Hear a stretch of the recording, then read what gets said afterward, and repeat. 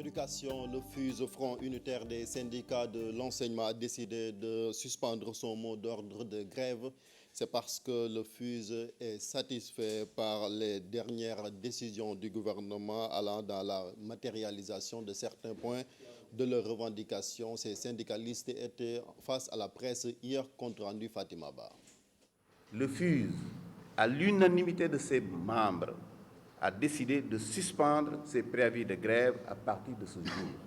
Les enseignants affiliés au FUSE ont décidé de retourner en classe. Les préavis de grève sont suspendus. D'importants acquis sont notés dans leur plateforme revendicative. Nous avons analysé les résultats des négociations avec le gouvernement au cours des 3 derniers mois pour arriver à la conclusion que sur beaucoup de points, il y a eu des avancées importantes qui concernent à la fois les intérêts des enseignants, mais aussi de l'école sénégalaise. Pour amener la paix dans le système scolaire, nous avons estimé qu'il faut aller dans le sens de l'apaisement en suspendant les préavis de grève. Toutefois, pour les points non résolus, ces syndicalistes exhortent l'État à aller dans le sens du respect des accords signés. La question de l'indemnité de correction au CFEE et à l'entrée en 6e. Mais surtout, la revendication fondamentale relative au système indemnitaire. Sur ce point, le FUSE exige la révision du système indemnitaire de la fonction publique. Après des semaines de grève, le FUSE estime tout de même qu'il n'est pas nécessaire de réaménager le calendrier scolaire. Le FUSE n'a déroulé que 3 plans d'action, je crois de 48 heures. Ça ne peut pas affecter de façon significative vraiment le quantum horaire. Donc un réaménagement sur cette base-là ne nous semble pas vraiment aujourd'hui opportun. Pour cette année également, le quantum horaire ne sera pas atteint, une situation due non pas aux grèves répétitives selon ces enseignants, mais aux nombreuses fêtes et au déficit de professeurs dans certaines matières. Autre syndicat dans un autre secteur, la santé, c'est le SUTSAS qui lui aussi a lassé du lest. C'est parce que le gouvernement a satisfait certaines de ses revendications. Toutefois, le SUTSAS reste préoccupé par la crise qui sévit à l'hôpital régional de Saint-Louis. C'est la raison pour laquelle il compte aller en grève le 18 mai prochain en soutien au personnel de cet établissement sanitaire qui est en conflit avec la direction générale. Fatou Bintou Konté. Pour apporter leur solidarité à leurs camarades de l'hôpital de Saint-Louis, le SUTSAS, syndicat unique des travailleurs de la santé et de l'action sociale, a décidé d'aller en grève dès la semaine prochaine, c'est-à-dire le mercredi 18 mai, avec le respect des urgences et du service minimum. Le secrétaire exécutif permanent décrète une journée nationale de soutien aux camarades de Saint-Louis le mercredi 16 mai 2016 de 9h à 13h, avec le respect des urgences et du service minimum en guise d'avertissement. Pour les camarades de Mbalo Diatiam, le ministre de la Santé, Awa Marie Coll Seck, doit assumer ses responsabilités quant à la situation qui prévaut dans cet hôpital et dont elle est l'entière responsable, selon les syndicalistes. Madame la ministre, on l'a entendu, mais je pense qu'elle parle à d'autres Sénégalais, ou bien il parle à des Comoriens, ou je ne sais pas. Mais, non, parce qu'elle a vécu les faits.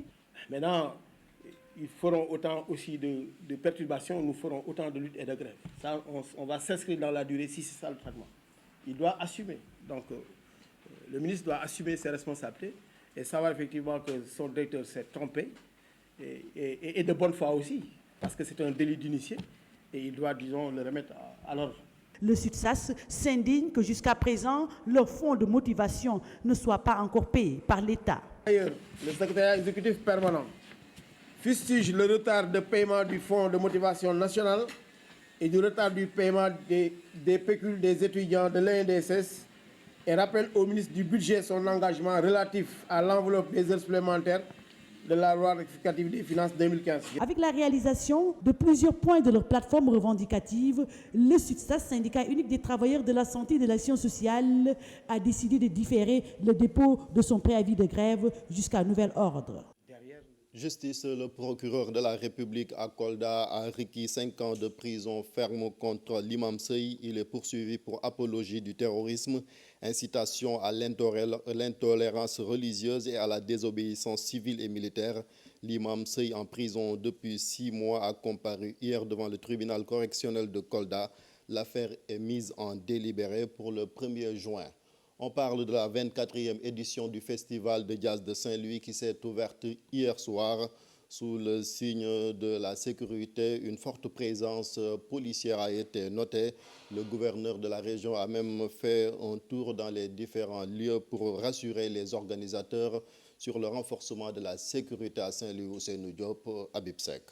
La 24e édition du Festival international de jazz de Saint-Louis, la sécurité est renforcée. Plus d'un millier d'éléments de la gendarmerie, de la police, des sapeurs-pompiers et des renseignements généraux sont mobilisés. L'objectif est de veiller à la sécurisation des personnes et des biens. Le gouverneur de la région, le préfet, le commandant de la gendarmerie de la Légion Nord, le commissaire central et les autres services ont visité les points sensibles.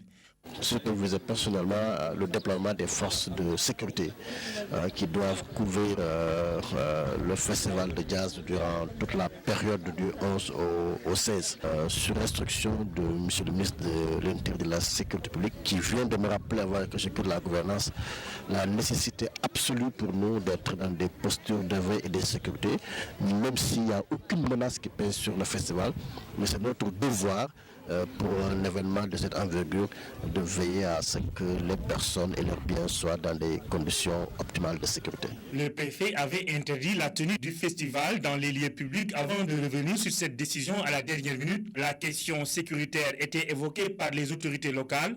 Aujourd'hui, plus d'un millier d'éléments sont mobilisés. Je confirme. En tout cas, Saint-Louis sera très bien sécurisé, même s'il n'y a pas de menace particulière, mais c'est le contexte qui nous oblige à être dans des postures de veille sécuritaire, et c'est une instruction ferme du ministre de l'Intérieur que nous sommes en train de traduire donc en acte, avec son soutien en moyens et en logistique. À Saint-Louis, les forces de l'ordre vont assurer la sécurité jusqu'au 16 mai. En attendant, la ville vit au rythme du jazz à la place Faidherbe.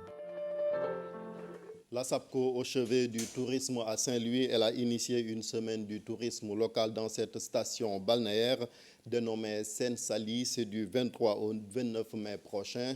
C'est pour inciter les Sénégalais à découvrir les lieux là-bas à Saint-Louis.